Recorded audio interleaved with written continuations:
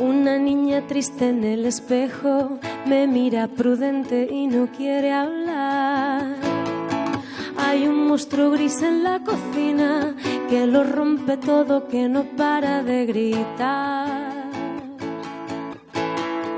Tengo una mano en el cuello que con sutileza me impide respirar.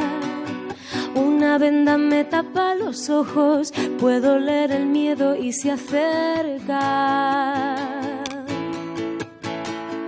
Tengo un nudo en las cuerdas que ensucian mi voz al cantar. Tengo una culpa que me aprieta, se posa en mis hombros y me cuesta andar. Pero dibujé una puerta violeta en la pared y al entrar me liberé, como se despliega la vela de un barco. Desperté en un prado verde muy lejos de aquí. Corrí, grité, reí. Sé lo que no quiero, ahora estoy a salvo. Pero ahora yo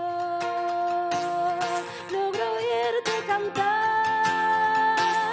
Se dibuja tu rostro en la armonía de este lugar. Ay, ahora yo logro oírte cantar. Si no curas la herida, duele su cura, no guarda paz. No guarda paz, no guarda paz, no guarda paz.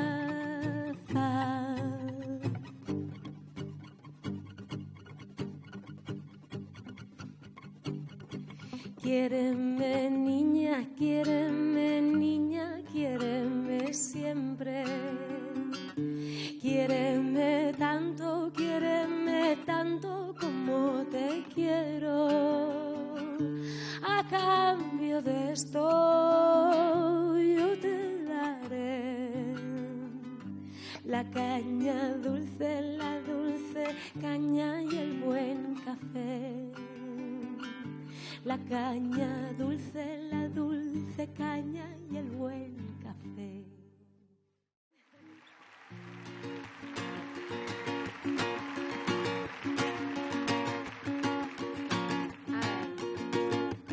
Era necesario respirar para mirar alrededor.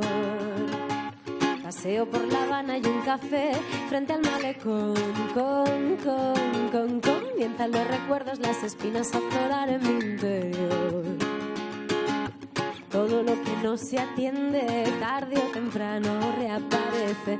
Ay, pero nos miramos, vaya año pasamos, a ver si remontamos. Sin dedicarle más tiempo, que el mundo está lleno de mujeres y hombres buenos. Así que le canto a los valientes que llevan por bandera la verdad.